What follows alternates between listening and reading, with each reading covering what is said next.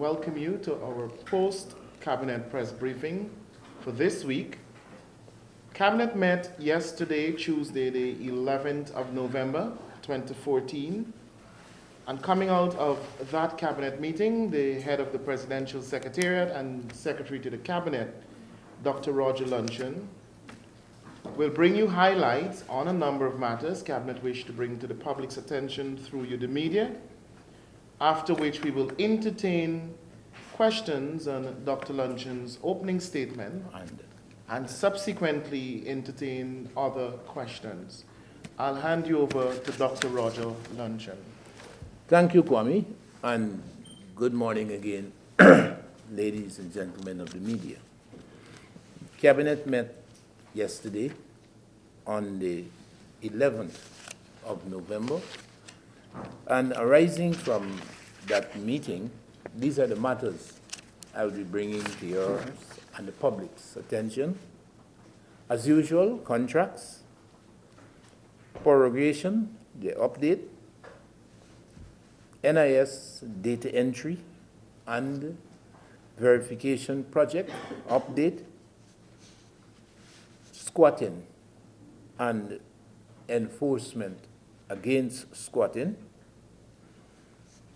parking, more parking in Georgetown, and then snippets, diplomatic roundup. As usual, allow me to start first with the contracts for which Cabinet granted the no objection to the awards.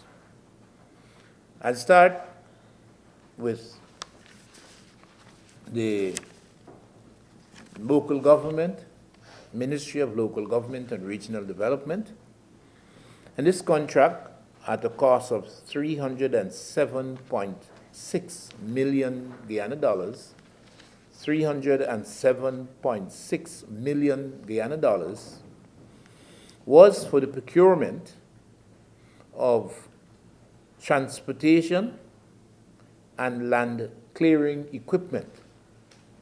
Transportation and land clearing equipment. The equipment was supplied in 5 lots, and they aggregate, as I said, $307.6 million.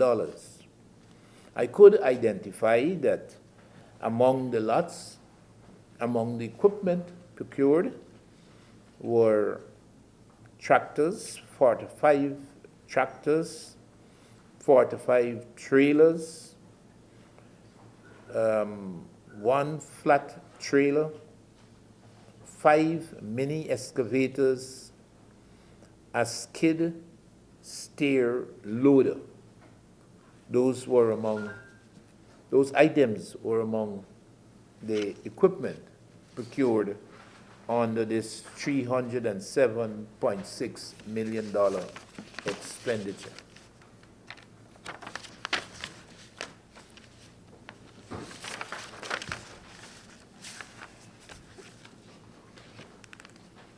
This second one, the roads, the rehabilitation of the East Bank Borbis Public Road. This is Region 6. An award of $393.9 million Guyana dollars.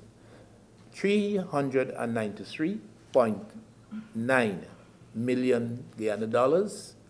And this is for the rehabilitation of 12 kilometers of that road.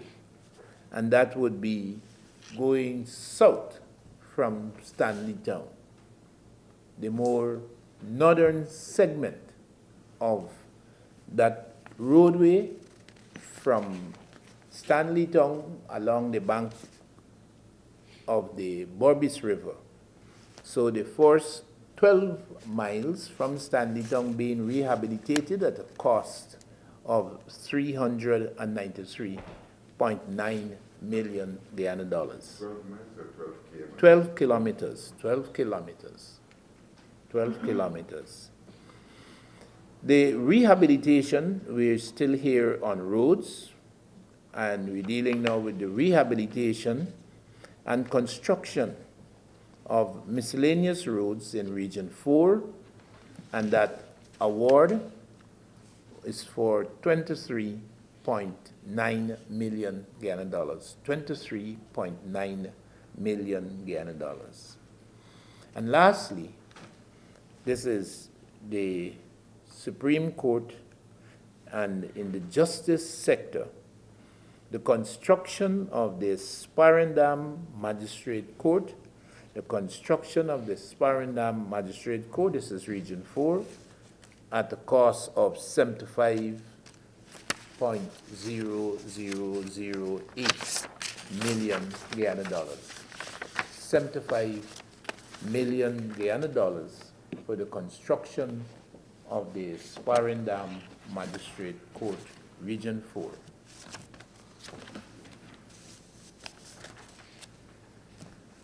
Prorogation. The 10th Parliament has been prorogued. An action by President Donald Ramotar exercising constitutional powers,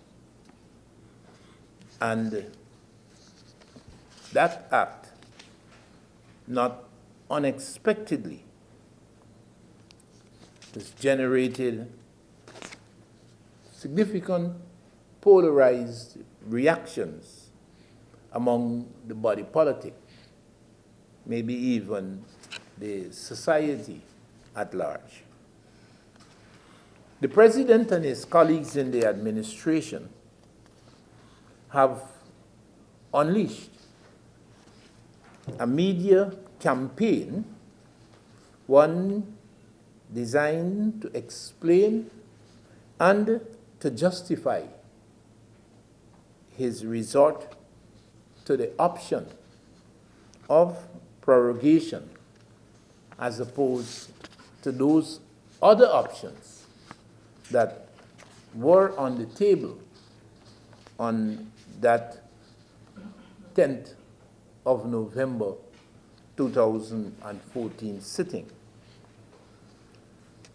Not unexpectedly, the initial reactions of the opposition parliamentary political parties has been one of swift rejection of his act, and allied with their rejection, threats.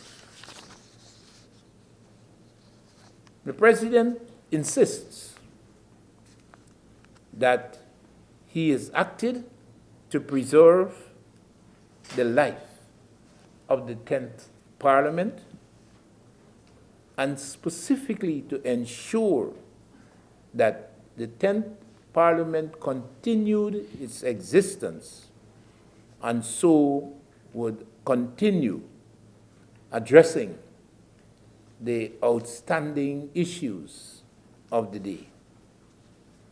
The President listed many of those outstanding issues that were unresolved, that were being resolved at the level of the 10th Parliament and its committees. The opposition has railed against his act and pointing to the consequences of prorogation.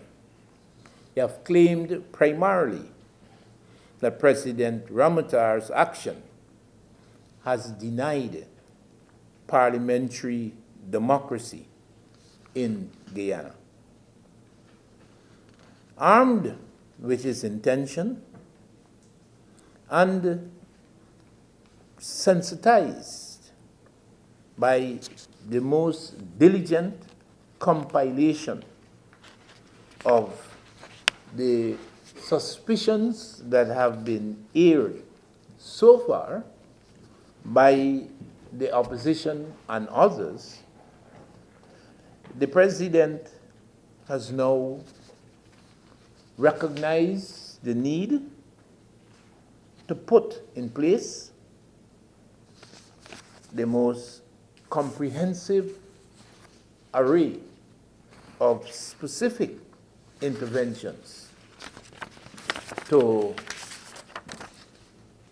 address those concerns that have been raised. At the same time, however, the President undertaking the President's Act, the big picture, calls for the cultivation of dialogue, and that would remain one of the main focus of presidential and the administration engagements with stakeholders in the immediate aftermath of the proclamation that prorogued the 10th Parliament. Data entry verification project, National Insurance Scheme. Members of the media, you would recall the June the 1st project authorized by Cabinet that would see the National Insurance Scheme addressing comprehensively and exhaustively the outstanding contribution records that have not been entered into the computer systems of the National Insurance Scheme. Those consequences of the outstanding contribution records have indeed contributed to significant diatribe against the scheme among contributors and pensioners who have deplored the situation of denial of benefits that they insist they have earned, but benefits that they could not access because the contribution records were not entered into the scheme's database, computer database. The project ends on the 31st of December 2014 as ordained by Cabinet, and the monthly reviews, the end October 2014 report was subjected to the attention of Cabinet at its last meeting on the 11th of November. In general, the report showed the completion of all the outstanding data entry for the computerization. So all the paper records that deal with data entry, millions, they are now safely on the database, the computer database of the National Insurance Scheme. The more formidable aspect of the project, however, is the verification. And Cabinet noted, I would say with some concern, the situation of end October with just under 2 million records that still needed to be verified. We have the rest of November and the whole of December plus or minus the Christmas season, to have those less than 2 million verifications completed. A specific category was drawn to Cabinet's attention again, and that dealt with contributors who, for various reasons, are unidentified or not identifiable. Conventionally, your name, your NIS number, and some other information is entered by your employer when the contribution is submitted for a particular period.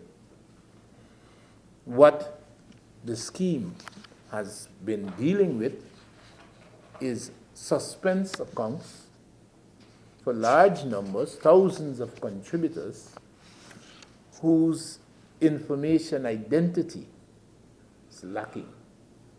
So the scheme has probably millions for thousands of contributors who are unidentifiable. It is a matter that has gripped the attention of board and management of the scheme, and Cabinet, notwithstanding its comfort with the status of the project at end October, is still a bit disconcerted and unclear how the matching of the unidentified contributors with already collected contributions would be done, hopefully before 31st of December 2014. Squatting enforcement. Cabinet, at its most recent meeting on the 11th of November, noted the development in the housing sector. Commendations were again made for the consummate accomplishments by the Ministry of Housing and Water, the Central Housing and Planning Authority, and particularly Minister Irfan Ali for the state of affairs. Despite, however, the accomplishments,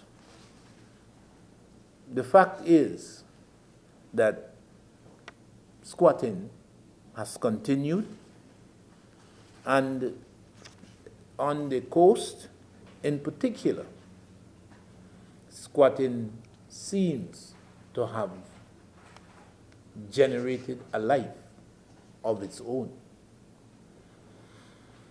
Cabinet was further informed of elected officials who were said to be encouraging squatting and were so doing in exchange for financial considerations. We would say the taking bribe. This was a contention that was raised at Cabinet. And Cabinet resolved to promote further interventions. Cabinet recognized that the regularization of squatter settlements indeed has had some vicarious impact on squatting. There was an expectation. You squat today and you regularize tomorrow.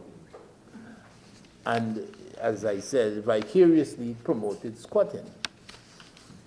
The Lands and Surveys has petitioned Cabinet, and there is now support and agreement for Lands and Surveys to create an enforcement unit. One exists for CH and PA that works in close conjunction with the Ministry of Housing and Water. Cabinet's approval at the 11th of November meeting would see a parallel unit, an enforcement unit, with, I would think, practically the same remit as its sister unit in CH and PA to enforce the law. And Cabinet understood that further legislative, administrative, and executive interventions would be needed to stem the tide and to get on top of the scourge of squatting that, as I said, perception of its growth in Guyana, notwithstanding the housing drive. More parking in Georgetown. Cabinet noted the recent disclosure by GRA, this is the Revenue Authority, that within 1 year, the maximum of 9,999 new vehicles had been registered under the PSS registration licensing number. And in that context, the commencement of the PTT series. The PTT series would now start, and it would be again confronting the influx of new vehicles that continue unabated and with predictable consequences: congestion and parking.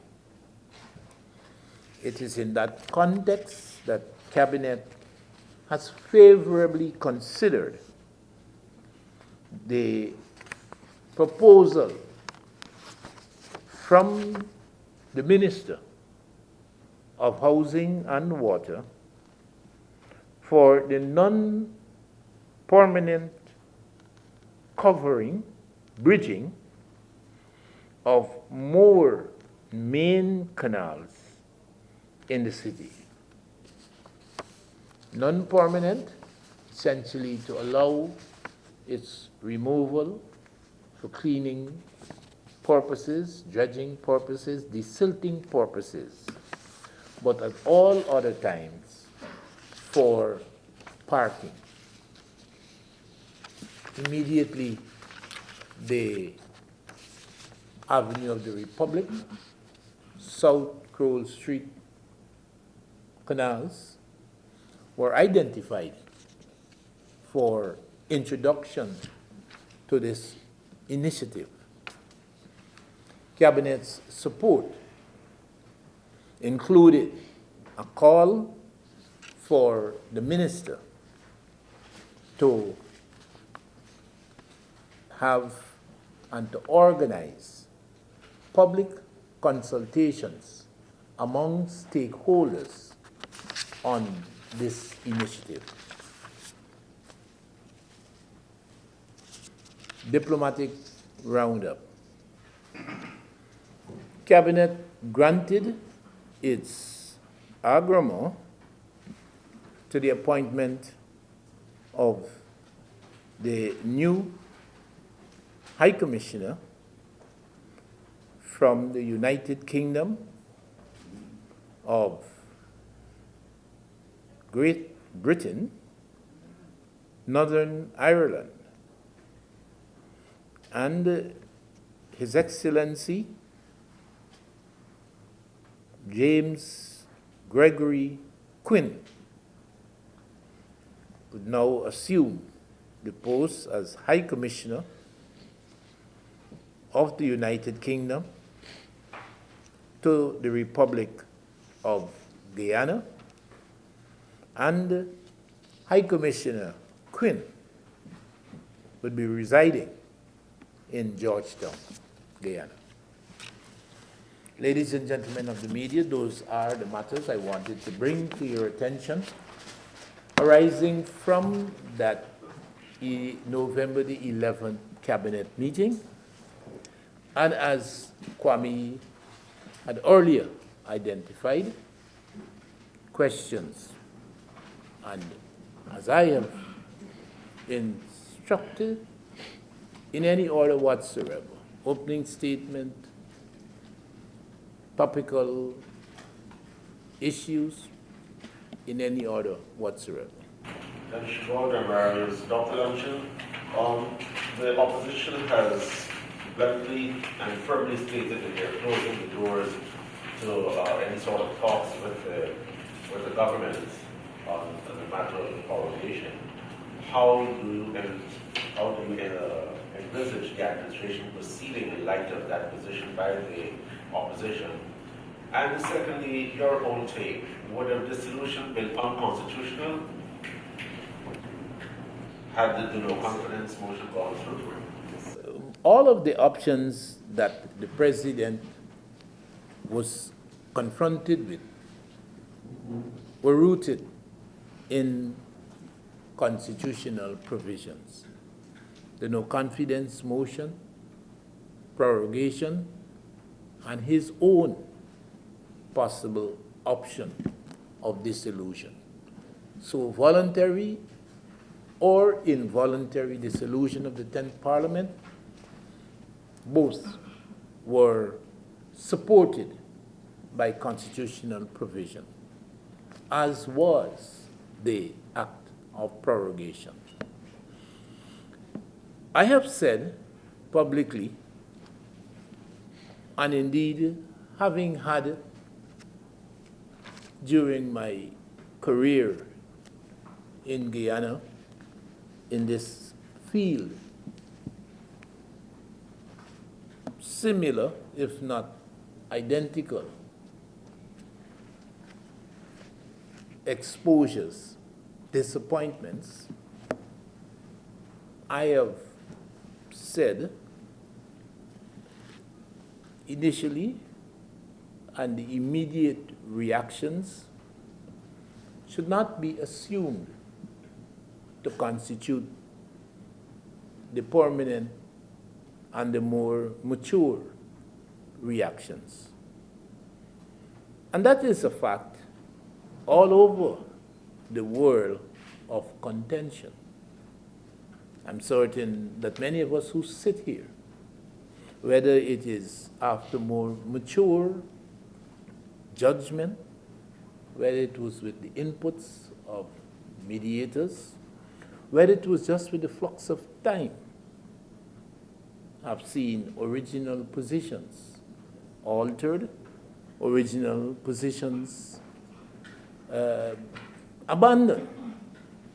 So I don't believe that unless time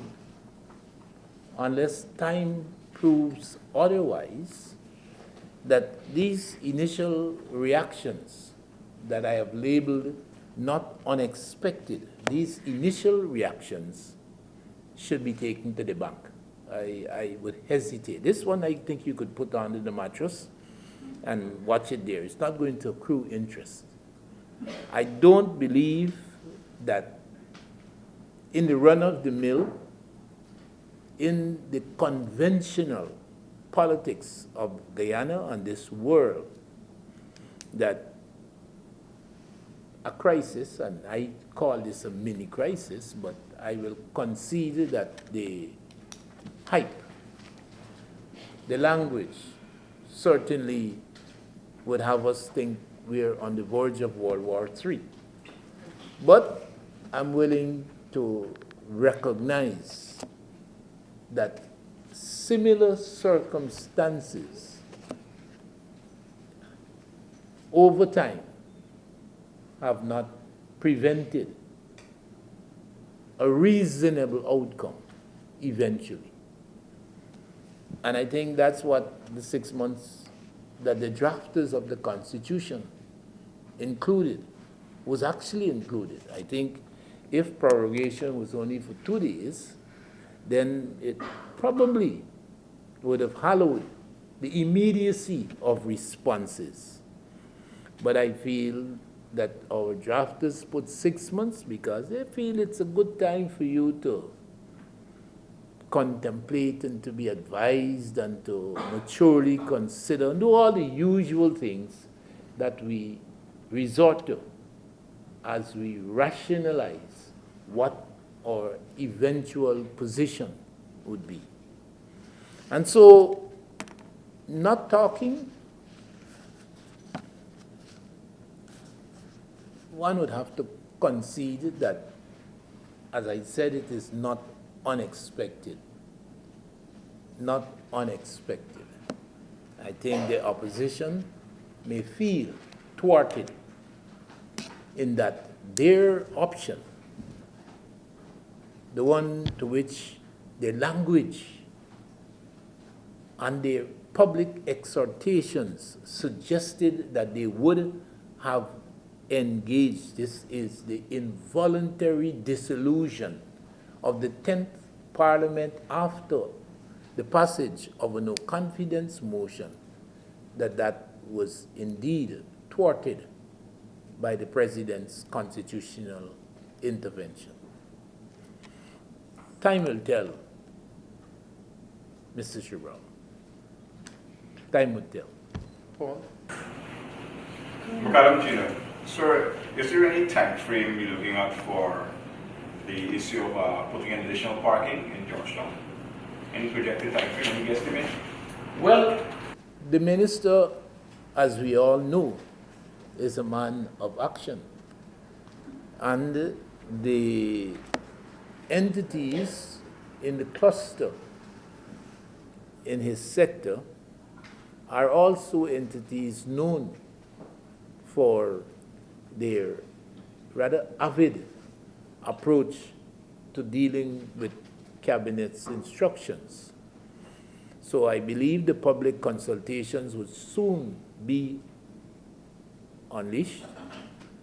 And it seems, at least at the level of Cabinet, a rather reasonable intervention to address some aspects, traffic congestion and parking. So on the assumption that the public consultations do indeed support the initiative, then it's a matter of the physics, how to construct non-permanent, load-bearing support for those vehicles and trucks. And I must admit how to prevent abuses, because I could well imagine those trucks and lorries that litter these small community roads might somehow find their way to the Avenue of the Republic covered drain and to be called parking instead of vehicular squatting. Dr. Luncheon, you seem fairly optimistic that the 10 will change the opposition's position. But if it doesn't, how... Elections.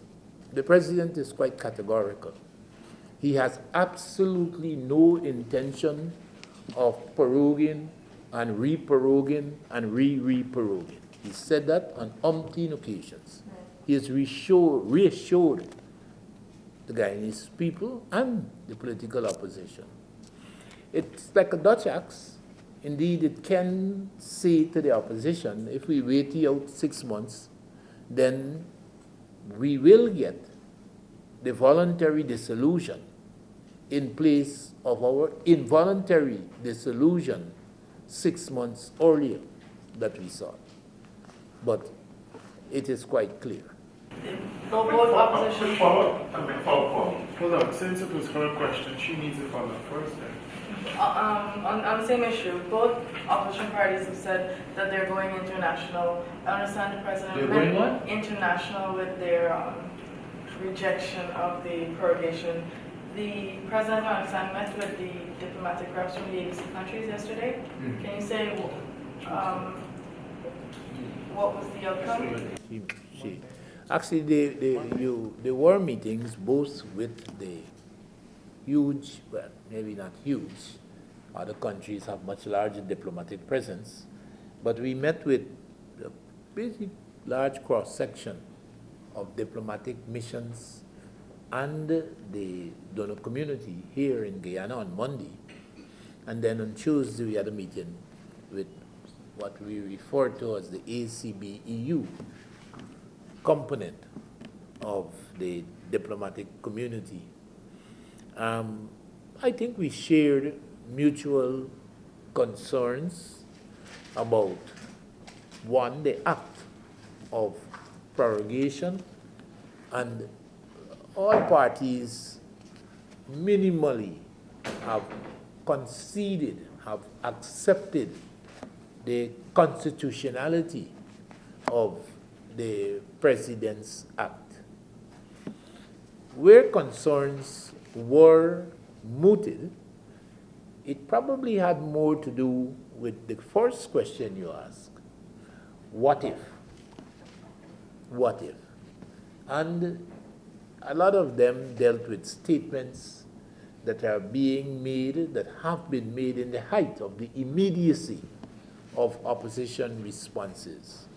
The threats, what happens to the security, what happens to investments, what would the government be doing that may or may not be judged proper during the non-existent parliament.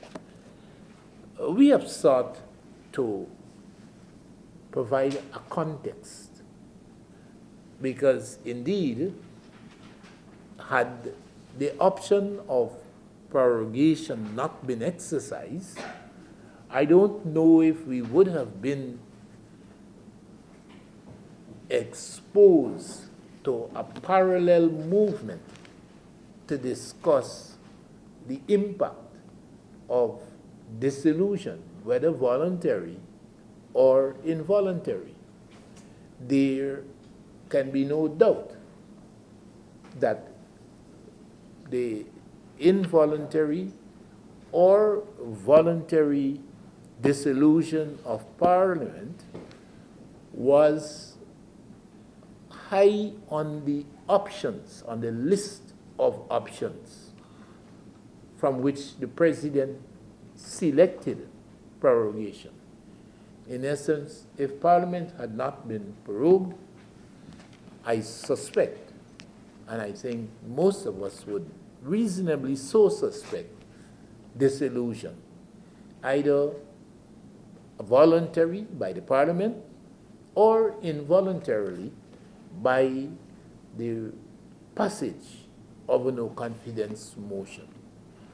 So the discourses with the diplomatic community dealt a lot with what if, what would the government do, and the time, and how would the work of the administration in getting its primary focus for prorogation. Remember, behind all of the actions taken, it is the expectations that dialoguing would be an outcome of this period of prorogation and allow parliamentary normalcy to be restored. That is the big picture. That is the aim of President Ramatar when he made the decision to prorogue the 10th Parliament. Neil, I believe it was you. Neil, you still want to? Yes. Couple of remarks, Capital News. The president had said, I believe, on more than one occasion that he was ready to defend the no confidence motion. What changed?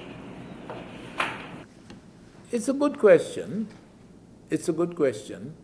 But I would probably be forced to say that the likelihood that an adequate defense, yes or no, would more than likely have not altered the outcome. I think we could debate, but I have, and I think many people would have strong reason to believe that there wasn't any likelihood that reason would prevail, and that a well-argued case against no confidence in the face of the one-seat majority and the verbiage that greeted Guyanese and particularly the administration leading up to the November the 10th convening of Parliament, the outcome was certain.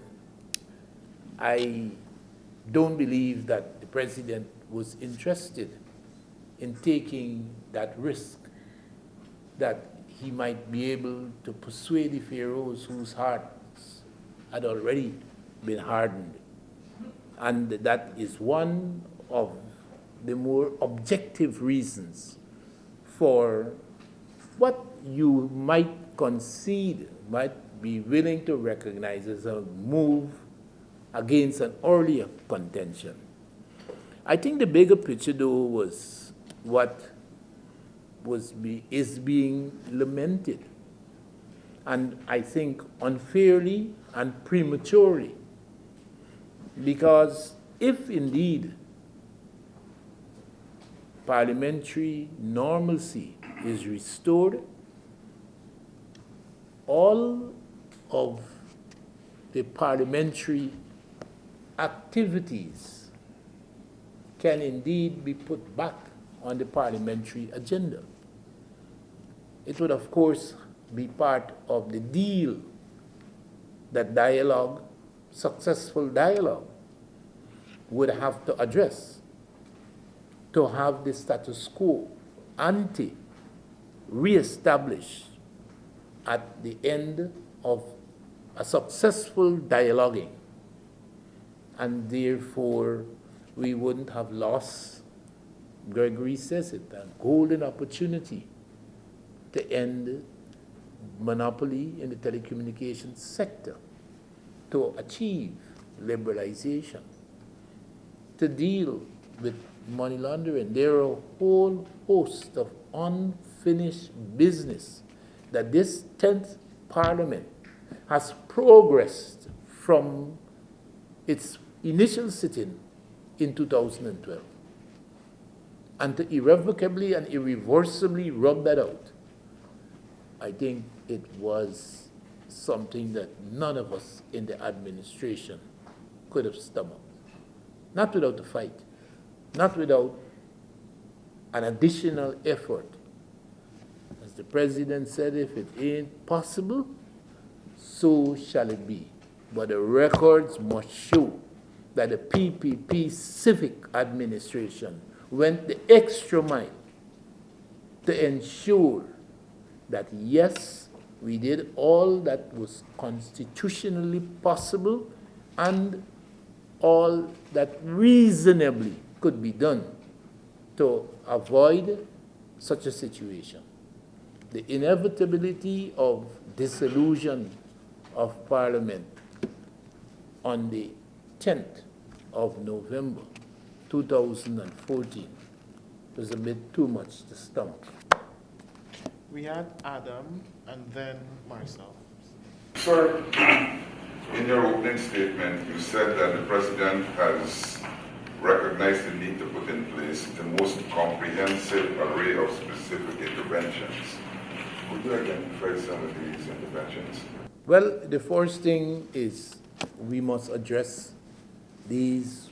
I guess you would grasp from my statements here the way in which we see these immediate reactions. But we still have to answer them. We still have to answer them. We have to show that they are patently absurd, that they are rooted in emotionalism, and that indeed they are not unexpected from a thwarted political opposition. So we have to compile all of the things that they are saying. This is what Ramchitan said, this is what Greenwich said, this is what Granger said, and we have to answer them publicly and directly. That's the first thing. The second one is the engagement, the dialogue. We must be able to present the opposition with the government's position. This is the array of positions in which, of course, would be the back against the wall, our maximum and our minimum positions, the basis of which would be the return, the end of the prorogation and the return to the 10th Parliament and parliamentary democracy. And then the mechanisms. How are we going to engage the opposition? Is it leader of the opposition? Is it all the parties? These are matters that would have to be, at least from President Ramatar's side, from the side of the PPP civic administration, would need to be laid out, and I suspect would have to be publicized so that no one can say that this action was excluded, this one was not dealt with adequately, this was transparently done. I think involvement of the public, involvement of stakeholders would probably be an enormous act, an accompaniment of this dialoguing.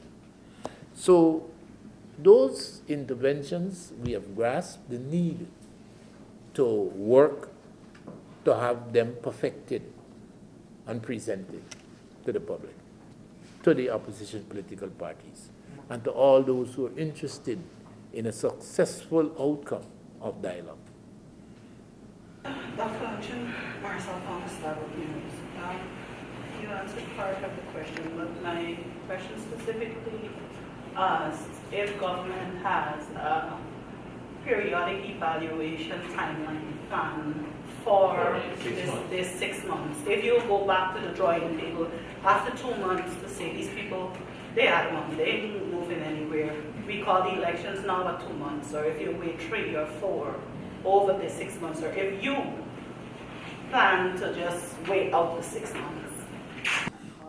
I would say up front that a discussion along those lines needed to be had, and whether inflexible positions on timelines need to be taken, or in the context of the politics, flexibility need to be encouraged. I'm not certain, but I could recognize some merit in this constant review mechanism, and I believe that the media has an enormous role to play in this review process. In other words, as we do with the NIS, as we do with the cleanup campaign, every week we get a substantial report of developments with these projects. Similarly, this is the mother of all projects. Well, I wouldn't say the mother of all projects, but it is something substantial, no? It has gripped the imagination and the exhortations and the pronouncement of the opposition, certainly has created in the minds of many that we run into a certain obstacle here. And we need to be looking at it every day, maybe not every day, but at least every week, some educated comment from the government and the opposition. Where do we stand? What has happened? Which element of the discourse has started? Where have we gotten with whatever has been started? I think, again, stakeholders, of which the media holds some role, has a significant role to play, that would have to be highlighted in the future activities. Yeah.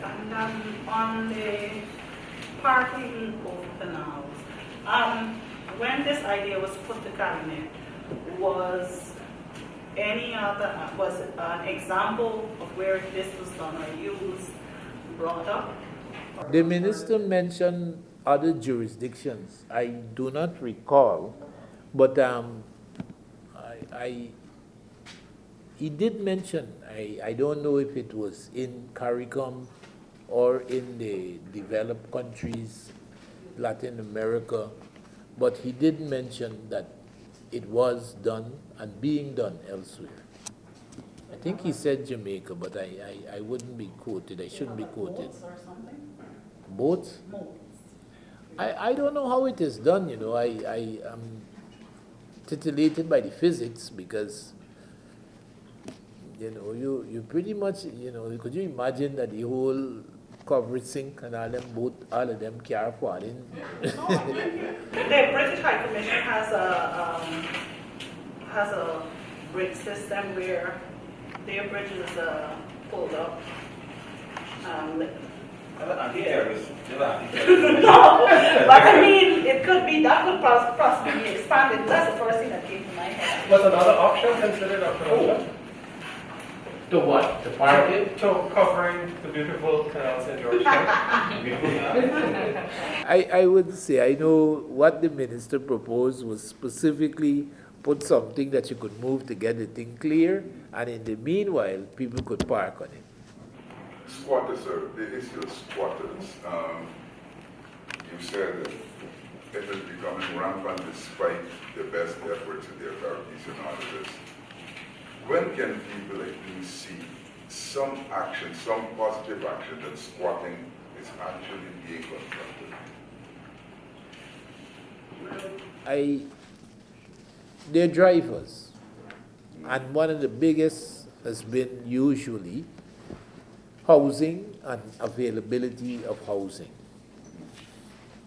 The records notwithstanding, and this is what perhaps has engendered some consternation among cabinet members, how it is that squat settlements, housing areas being created, and hundreds of thousands of house lots, and you still have squatters. What is going on? Is this some untoward consequence of getting house lots easily, and so you squat? And as I said, today squat, tomorrow you get a settlement and you get regularized. As everybody knows, how you get a second property or your third property. I don't know. But it has generated the attention that it needs right now. One of our colleagues who participated in the Because We Care campaign that the Ministry of Education is conducting remarked about the composition of the parents that came out at one of the schools on the Suzdike Highway. And, you know, he essentially said that this looked like one of the hinterland regions in so far as the ethnicity of the parents were concerned. It was almost overwhelmingly Amerindians. And the feeling was that many of these probably were squatting, that the population of house lot leases that were granted, have been granted in that area, certainly didn't support this large amount of the citizens that turned up during the campaign, during that distribution. So it has all sorts of ramifications, but at the end, you're right, concrete action needs to be taken, and it should be demonstrated, it should be categorically seen and accepted that squatting is not encouraged by this administration. Okay, we have two more openings for the Swift of the Swift. Oh, I saw Dennis, and who else? I got 2 questions. Dr. Luncheon, the opposition has already warned about contracts or deals during this 6-month period. I know you've already spoken about discussions and so forth. The cabinet address or speak on this issue specifically? Looked at it specifically? No, as I was saying to Adam, I think our compilation of those threats and those requests for information needs to be done, and I said need to be answered properly. So, look, this morning I mentioned, I think, about 4 or 5 contracts, and we would need to perhaps draw some distinction between contracts that some have been appropriated in the 2014 budget, and maybe contracts for which supplementary provisions would need to be sought. So it was not entertained because this compilation has not been done as yet. Paul, quickly, that's the final. Dr. Luncheon, how does cabinet treat with medical expenses for MPs and members of the cabinet and so on? Referring to... Well, I would say this, most of the cabinet members benefit from the provision of expenses. This is a provision where expenses are incurred by the cabinet member and the members of the immediate family. So they essentially present cabinet with documentation based on which the authorization is provided by the cabinet for the Ministry of Health to cover those expenses. Any cost? Where cost has never been a consideration. Cost has never. I would probably say it differently. If costs were a consideration, it probably was a consideration of the individual. Some cabinet members I know have rather zealously avoided resort to public funding for medical expenses or categories of medical expenses. Others haven't. But the rule of thumb is once it's a medical expense and the documentation is made available, the Cabinet Office authorizes payment for those expenses.